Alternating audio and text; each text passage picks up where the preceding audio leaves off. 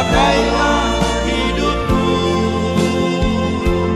selagi aku masih kuat. Bila saatnya nanti ku tak berdaya lagi, hidup ini sudah jadi berkat. Kalau kita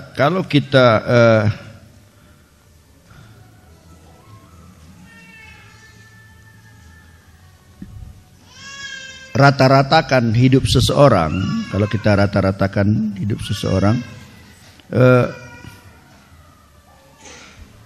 mungkin di saat ini bisalah kita bikin rata-rata umur orang itu 70 tahun, ya, 70 tahun.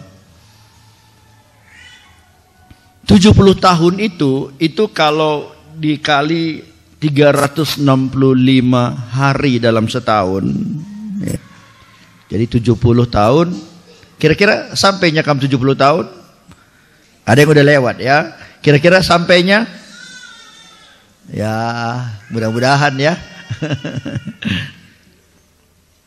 Tapi kalau seandainya bisalah rata-rata kita nanti meninggal 70 tahun, maka itu 25.550 hari. Saya ulang. Berarti kita hidup di dunia ini selama 25.550 hari. Cukup banyak ya. 25.550 hari. Nah, apakah kita terlalu mubazir? Ya. Apakah kita terlalu royal? Apakah kita terlalu mengerjakan pekerjaan yang sia-sia? Kalau dari 25.550 hari itu kita sisihkan 40 hari. Ya. Kita sisihkan 40 hari untuk bisa menemukan apa sebenarnya tujuan Tuhan menciptakan kita. Pasti itu bukanlah hal yang mubazir. Dan saya harap 40 hari ke depan itu akan merupakan hari-hari di mana sangat menentukan dalam hidup saudara. Di mana selama 40 hari ini saudara akhirnya tahu sebenarnya untuk apa saudara hidup di dalam dunia ini. Kalau kita baca dalam Alkitab, hitungan 40 itu selalu dipakai oleh Tuhan untuk mengubah seseorang. Nuh umpamanya hidupnya berubah oleh 40 hari hujan. Hidupnya berubah. Musa umpamanya hidupnya dirubah oleh Tuhan dengan 40 hari dia ada di Gunung Sinai. Hidup orang Israel berubah oleh 40 hari 12 pengintai ada di tanah Kanaan. Daud berubah dari seorang gembala biasa jadi seorang pahlawan melalui 40 hari di mana Goliat terus menantang orang-orang Israel dengan memakan roti yang disediakan oleh Tuhan sampai dia kuat berjalan 40 hari sampai di Horeb. Waktu Yunus pergi ke Niniwe kota yang berdosa. Tapi waktu Yunus memberitakan Injil di sana dan memberi waktu pada orang Niniwe selama 40 hari, maka orang Niniwe bertobat, berubah. Jadi maksud saya saudaraku, bahwa 40 hari itu sangat menentukan dalam hidup kita. Yesus aja sebelum dia memulai pelayanannya, dia ada di padang gurun selama 40 hari. Pertanyaannya sekarang, maukah saudara 40 hari ini? Tanya dulu sebelahnya. Udah kamu tanya? Tanyalah sebelahnya, maukah berubah selama 40 hari ini? Sudah 40 hari, nanti betul-betul kamu berubah, maukah? Bilang.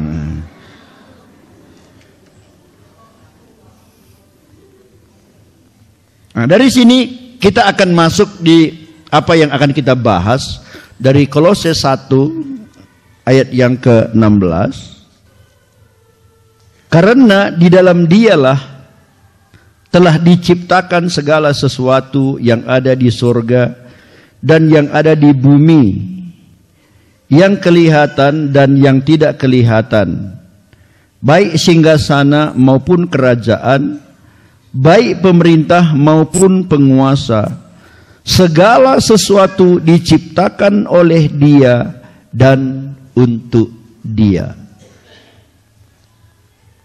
Jadi yang pertama kita harus sekarang pahami bahwa segala sesuatu itu diciptakan oleh Dia untuk Dia. Saudara diciptakan oleh siapa?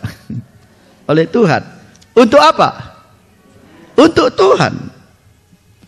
Berarti semua kita waktu lahir kita di dunia ini ada tujuannya. Bukan kebetulan kita lahir dalam dunia ini. Ada di sini orang yang lahir kebetulan? Pernah kamu kebetulan jalan-jalan dapat uang logam limrat? Di jalan pernah? Pernah ya, jalan. Kamu rencanakan dapat uang? Enggak, kamu hanya jalan. Ada uang limrat, lumayan. Kan gitu. Kira-kira apakah Tuhan juga gitu? Menciptakan kita? Kebetulan. Tidak. Kita terjadi tidak secara kebetulan. Kita diciptakan oleh Tuhan dengan satu maksud. Untuk mencapai tujuannya. Kita sudah ada dalam pikiran Allah sebelum dunia ini diciptakan pun. Nah, heran kan? Dunia ini belum ada. Kalau dunia ini belum ada, bapak mama kita udah ada belum?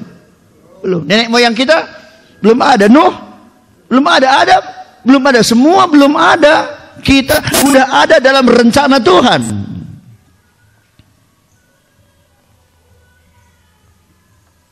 Termasuk talenta-talenta saudara. Saudara punya talenta enggak?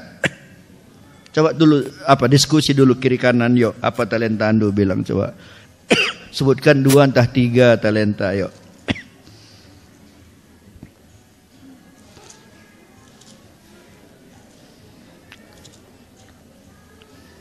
Kalau ada yang bilang aku KIP Laulit, katanya silahkan keluar aja. Ayo, cerita apa talenta saudara? 1 atau 2 atau 3? Ada enggak? Ada enggak? Siapa yang memberikan talenta itu pada saudara? Tuhan. Untuk apa itu? Untuk Dia. Untuk Dia. Jadi bukan cuma kelahiran kita yang direncanakan oleh Tuhan, sampai talenta kita. Firman Allah berkata, sejak dalam kandungan ibuku Allah menenun aku. Wah. Bukan cuma menciptakan. Tuhan menciptakan langit dan bumi. Jadilah langit dan bumi. Jadi. Dia menciptakan matahari, bulan, bintang, gampang. Jadilah matahari, bulan dan bintang. Jadi, gampang. Tapi firman Allah katakan dia menciptakan kita tidak seperti itu. Firman Allah berkata, sejak dalam kandungan ibuku dia menenun aku. Tahukah menenun? Bukan pabrik ya, bukan pabrik. Kalau menenun sehelai demi sehelai.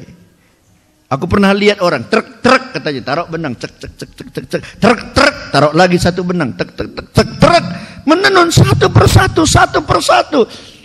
Begitulah Tuhan menciptakan kita. Kalau orang menenun tahu kan dia rencanakan sampai warna-warnanya dia rencanakannya supaya nanti kalau selesai ini jadi yang bagus. Talenta-talenta kita juga diberi oleh Tuhan dengan sebaik-baiknya supaya melalui apa yang Tuhan berikan itu hidup kita bisa berguna bagi Dia.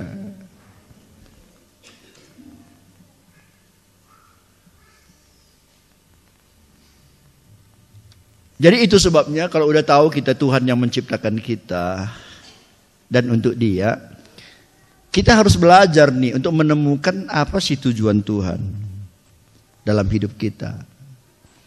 Sering sekali dalam hidup kita Kita memulai hidup kita dari titik awal yang salah. Ya, kita memulai dari titik awal yang salah. Gitu. Salah start. Gimana kalau lomba lari salah start? Didiskualifikasi ya.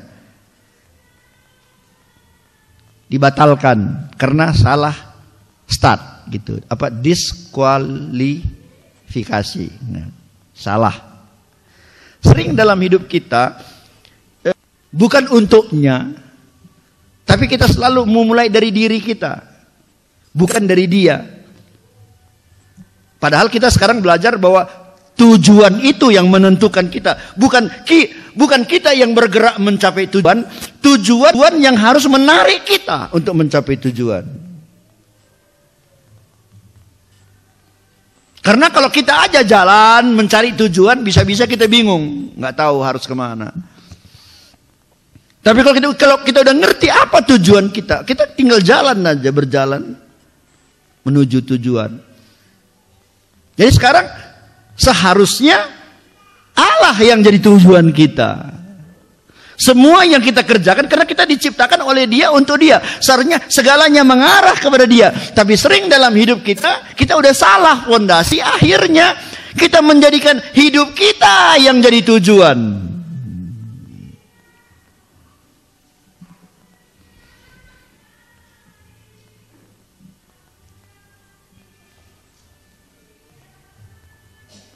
Untuk apa saudara kerja? Hah?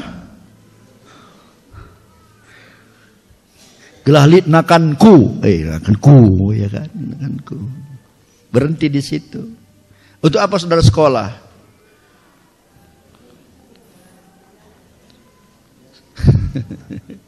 Untuk apa saudara bikin rumah? Untuk apa saudara beli mobil? Kira-kira semua itu untuk apa? Untukku atau untuk dia? Nah, itu untukku. Jadi akhirnya, karena fondasi kita itu adalah diri kita, tujuan kita adalah diri kita, malah kita datang ke gereja supaya Tuhan memberkati aku. Nah, jadi aku. Jadi bukan supaya aku memberkati Tuhan, bukan supaya aku memuliakan Tuhan. Aku memuliakan Tuhan supaya Dia memberkati aku. Jadi sasaran akhir selalu aku, diriku.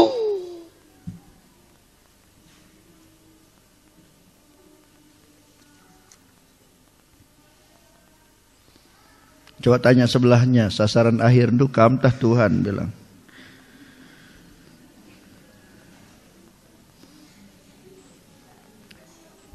Kalau sasaran tujuan kita, diri kita, itu sebabnya maka sering dalam hidup ini akhirnya hidup kita mulai dipenuhi oleh hal-hal yang salah. Ada orang hidupnya dipenuhi oleh rasa bersalah, masa lalunya selalu menghantui dia. Ada orang melandaskan hidupnya dengan kebencian dan kemarahan. Dari lahir sampai mati benci dia terus.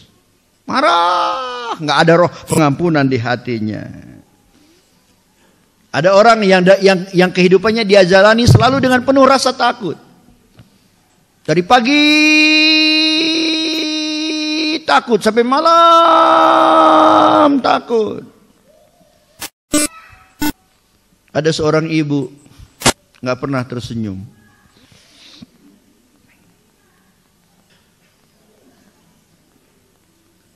Kenapa? Karena sepanjang hidupnya dia selalu susah. Dia punya 2 anak.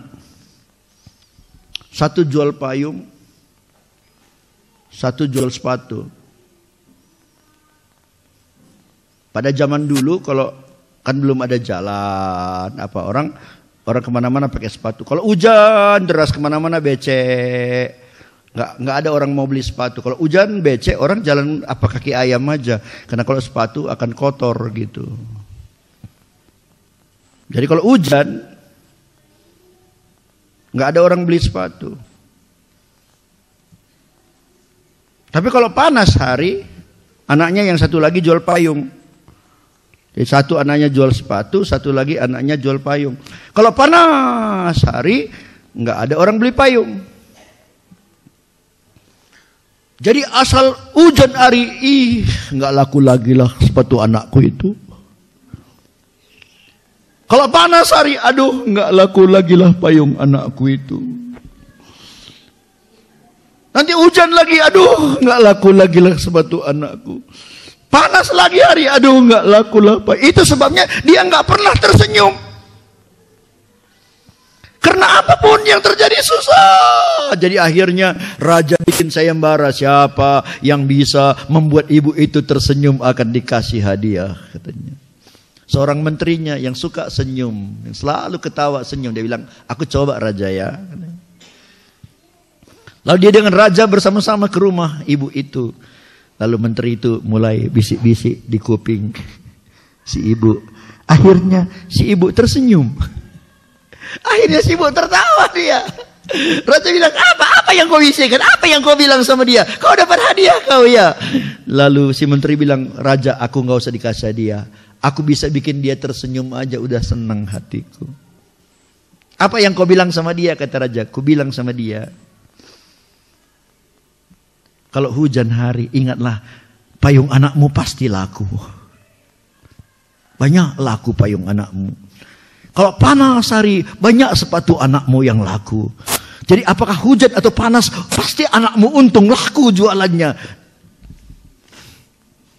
Dulu yang ada dalam pikirannya apa? Tapi waktu dia dibawa kepada pikiran yang positif, maka dia bisa bersuka cita. Saudaraku, selama fokus hidup kita adalah diri kita, pasti selalu timbul hal-hal yang negatif. Tapi kalau fokus hidup kita adalah Tuhan, pasti Tuhan akan sanggup memberikan hal-hal yang positif kepada kita. Orang yang pusat hidupnya dirinya, selalu ada rasa takut. Takut. Nggak ada uang takut, banyak uang takut, ya kan? Nggak punya rumah takut nanti ngontraknya habis kontrak gimana. Kalau rumahnya bagus dan besar, takut lagi diketuk orang malam-malam.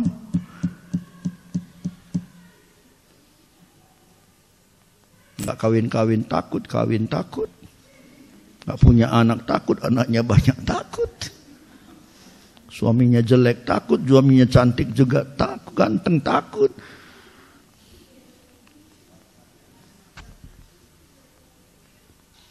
Tapi ada lagi orang yang lain, kalau dia fokus pada dirinya, maka yang ada dalam pikirannya, dia akan melandaskan tujuan hidupnya pada materialis. Material, uang. Jadi bagi dia uang, bangun pagi itu cari uang, yang segalanya, yang penting adalah uang. Uang penting, tapi itu bukan tujuan. Karena Tuhan menciptakan kita untuk apa tadi? Siapa yang menciptakan kita? Tuhan. Untuk apa? Untuk Tuhan. Ada lagi orang yang dasar kehidupannya supaya orang akui dia orang hebat, gengsi. Aku ingat dulu supirku dulu, Pak apa namanya? Yang listrik itu. Pak Tambunan, udah meninggal rupanya dia. Dia bilang, Pak doakan supaya ada mobilku katanya. Untuk apa Bapak? Mobil. Dia pun supirnya. Untuk apa? Supaya semua orang listrik itu tahu aku ini hebat katanya. Jadi baginya pengakuan orang supaya tahu dia hebat, itulah jadi tujuannya.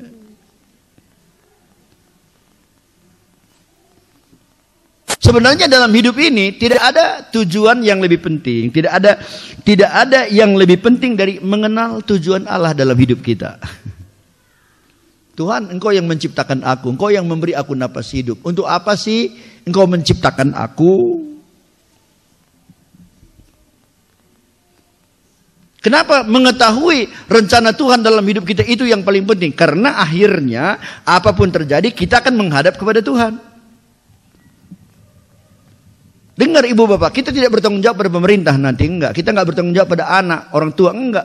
Akhirnya Dalam hidup ini kita akan bertanggung jawab pada Tuhan. Dan waktu kita ketemu dengan Tuhan akan ada dua pertanyaan yang akan Dia tanya pada kita.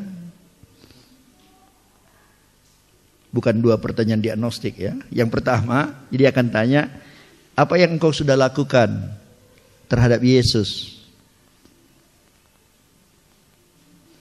Yang kedua, apa yang sudah engkau lakukan terhadap semua yang kuberikan padamu? Banyak enggak yang Tuhan beri kepada kita? Hah?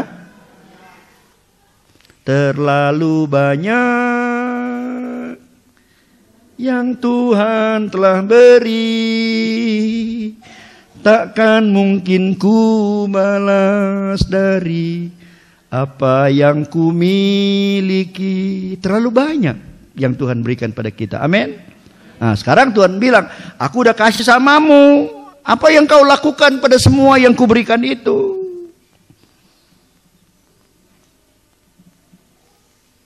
Itu sebabnya tujuan hidup tidak akan kita temukan dalam diri kita sendiri. Enggak kan?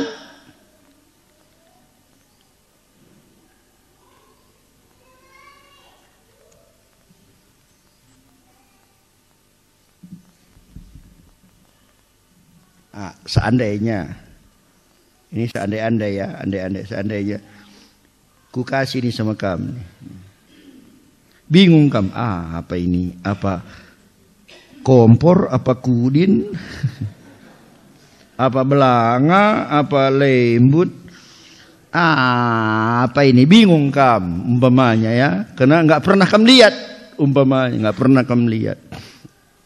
Nah sekarang aku mau tanya sama kamu, kepada siapa kamu bisa bertanya? Untuk apa ini? Hah? Kepada saya? Belum tentu. Belum tentu aku juga ngerti.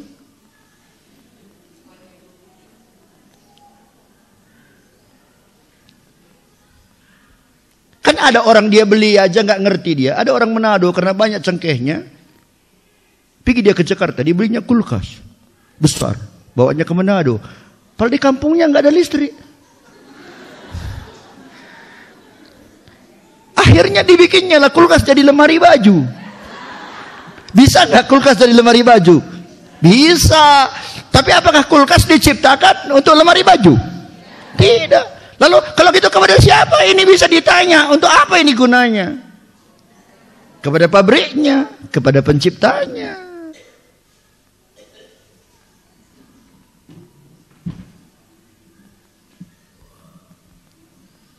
Untuk apa kami hidup? Apa gunanya kami hidup? Aku bingung Aku bingung, ya kan? Aku bingung. Karena firman Tuhan bilang itu kan firman apa?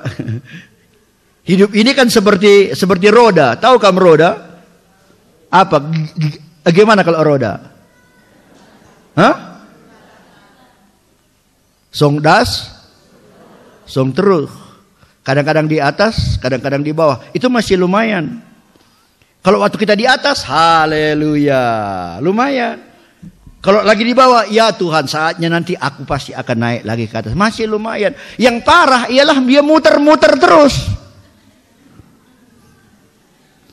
Das terus, muter. Coba tanya kawan sebelah kamu sedang das bawah atau lagi muter-muter, bilang coba tanya dulu.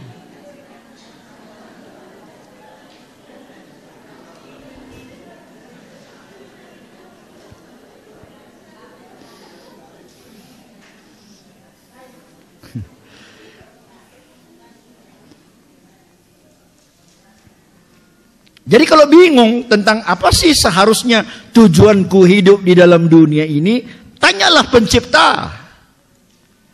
Siapa pencipta kita? Tuhan. Dan kalau kita bilang, Tuhan, gimana sih hidup ini? Maka pasti Tuhan bilang, anakku, selama kau hidup dalam dunia ini, itu semua hanyalah latihan-latihan saja. hanyalah geladi resik. Kutanya kamu, bapak-bapak, mama-mama, waktu kita kor Natal, berapa kali kamu latihan? Hah?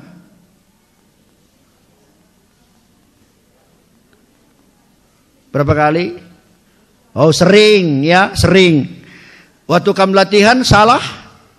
Salah. Sering salah? Udah pakai seragam? Enggak. Sisiran kamu?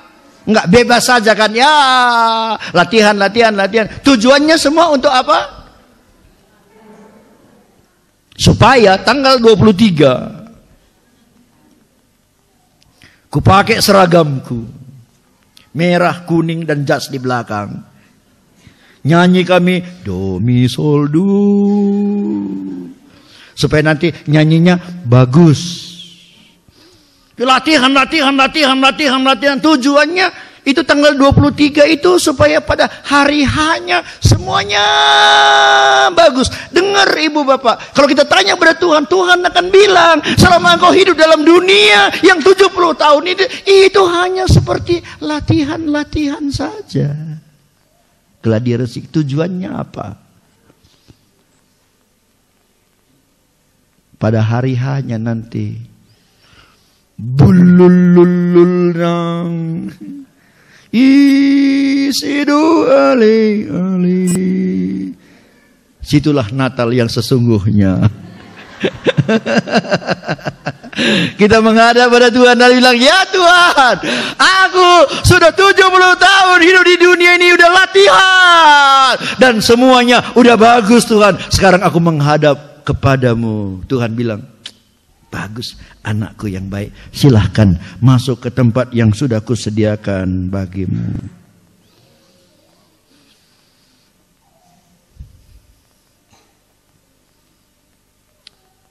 Hidup ini jauh lebih banyak akan kita jalani nanti di dalam kekekalan.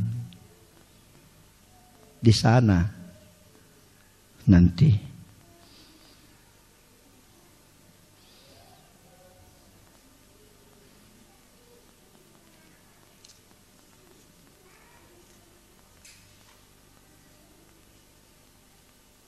Kadang-kadang kita mau menderita 3 tahun.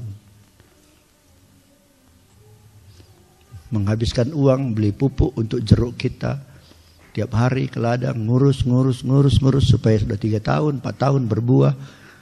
Lalu akan berbuah lagi. Mungkin 10 tahun aku bisa menikmati. 3 tahun rela menderita untuk 10 tahun menikmati.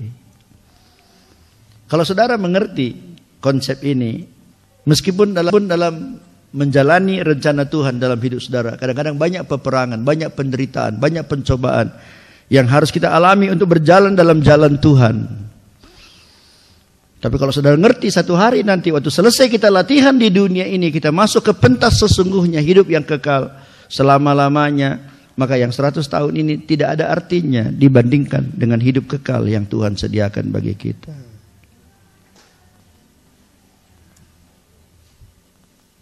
Saya sering bilang bahwa hidup yang 70 tahun ini, bahkan 100 tahun, karena ada juga sini Pak Sukajaya udah lebih 70 tahun ya kan. Tapi aku nggak yakin dia tembus nggak 100 tahun nih. Hah? Tembus nggak? Dia aja bilang nggak kok. Tapi kami doakan Pak, tembuslah Pak. Nggak apa-apa. Tapi kalaupun kita 100 tahun, apa sih artinya 100 tahun dibandingkan dengan kekekalan? Saya selalu bilang kalau 100 tahun itu dibandingkan dengan diumpamakan setetes air.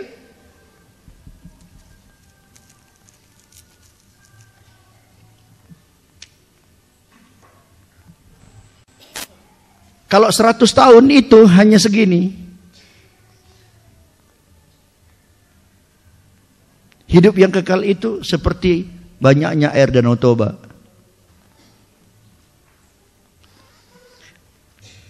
Apa sih artinya air segini dibandingkan dengan banyaknya air Danau Toba? 1 banding berapa itu? Hah? Tak tak terbandingkan. Begitulah hidup kita yang 70 bahkan 100 tahun ini, bila dibandingkan dengan kekekalan, itu tak terbandingkan.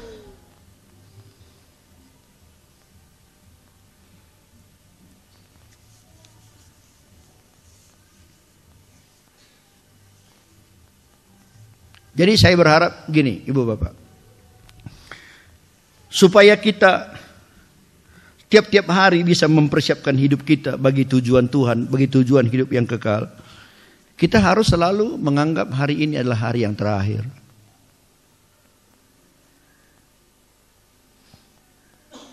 Gimana kira-kira hari ini hari terakhir? Gimana kira-kira?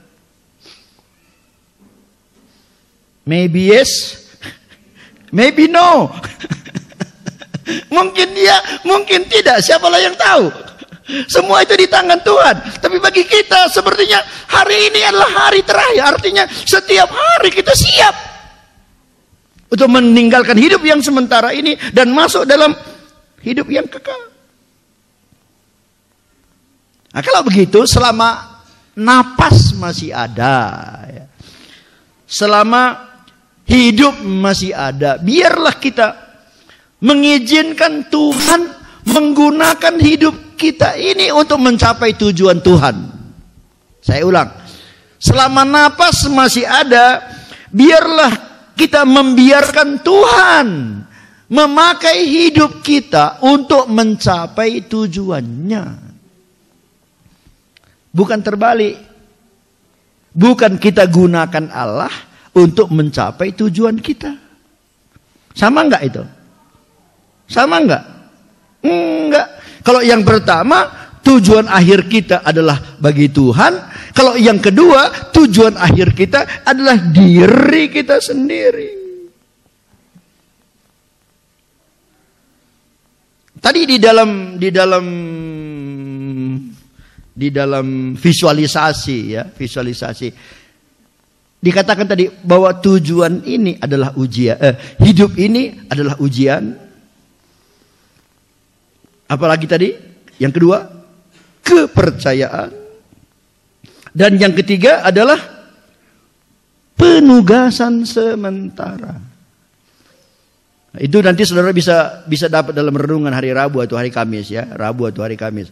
Jadi hidup ini, selama kita hidup ini ada 3 hal yang Tuhan ingin di dalam hidup kita. Yang pertama ujian, yang kedua kepercayaan, yang ketiga penugasan sementara. Apa yang dimaksud dengan ujian? Kadang-kadang Tuhan luaskan, Tuhan izinkan kita menghadapi ujian. Karena hanya di sanalah kita bisa menunjukkan kesetiaan kita. Karena hanya di sanalah kita bisa menunjukkan ketaatan kita kepada Tuhan.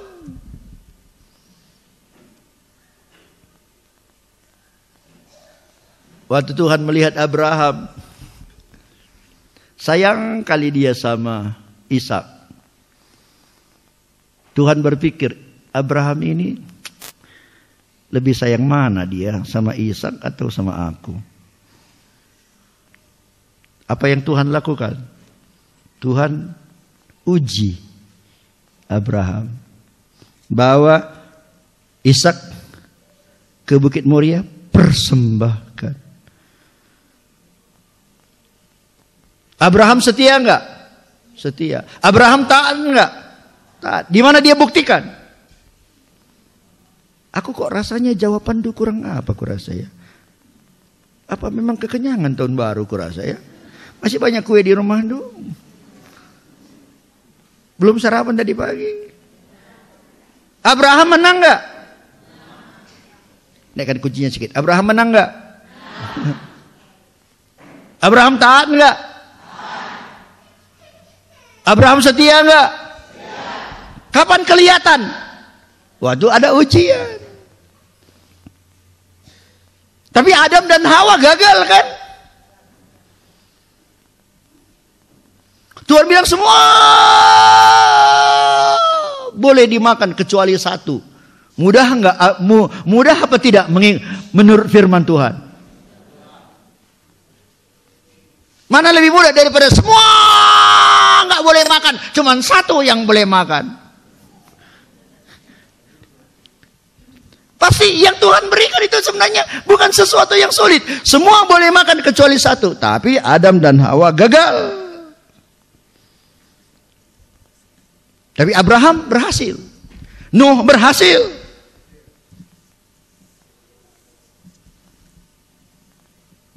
Menghadapi ujian dia menang. Bilang sebelahnya, tahun ini kalau ada ujian kamu harus menang, bilang.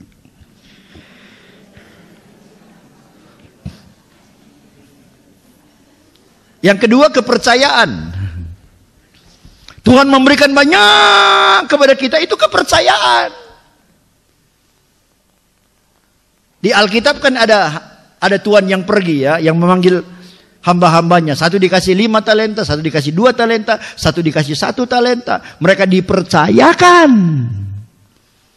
Dan waktu tuannya pulang, apa yang terjadi? Yang 5 talenta ternyata bisa dipercaya, yang 2 talenta bisa dipercaya, yang 1 talenta ternyata tidak bisa dipercaya.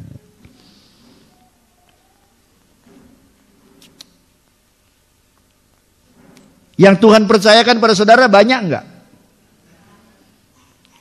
Yang Tuhan percayakan pada saudara banyak enggak?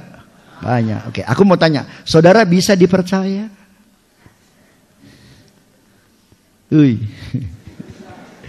Saudara bisa dipercaya?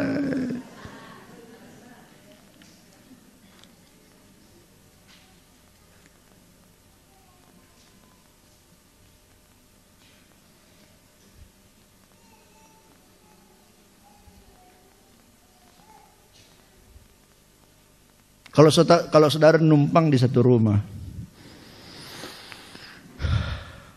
rumah itu banyak kali masalah. Asal masuk rumah itu, aduh, pusing. Banyak kali persoalan. Kotor lah, air pun nggak ada, listrik sering mati, banyak nyamuk, banyak kecoa, tempat tidurnya banyak kepinding. Apa yang ada dalam pikiran saudara?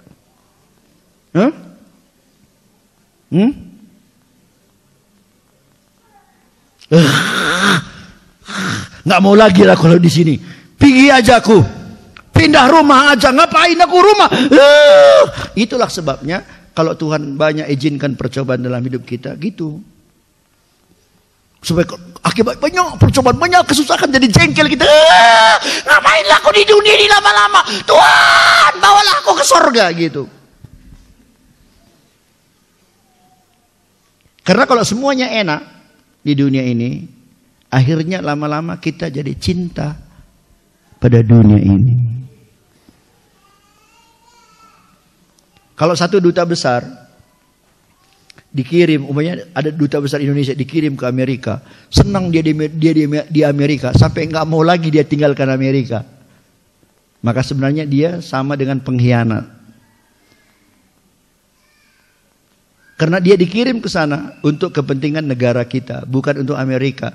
Tapi karena senangnya, cintanya dia di sana, nggak mau lagi dia kembali ke Indonesia. Itu sama dengan pengkhianat.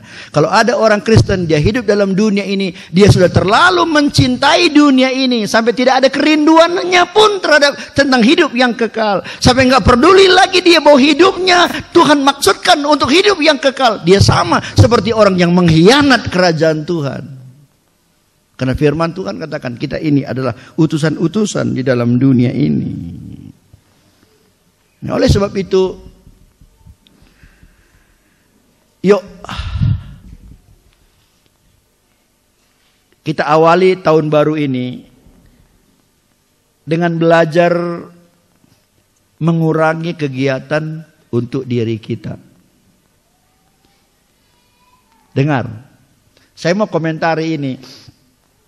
Dengan mengurangi kegiatan untuk diri kita, bukan berarti kalau selama ini kita ke ladang 6 jam, sekarang 4 jam. Kalau dulu kita buka kedai dari jam 8 sampai jam 6 sore, sekarang bukanya jam 12, jam 2 tutup. Bukan maksudnya itu. Maksudnya dulu kalau kita kerja 8 jam, tetap aja bisa 8 jam. Tapi kalau selama ini 8 jam itu fokus kita diri kita sendiri. Kita mulai menggunakan waktu-waktu yang 8 jam itu sambil kita mengerjakan pekerjaan kita pun fokus kita mulai kepada Tuhan.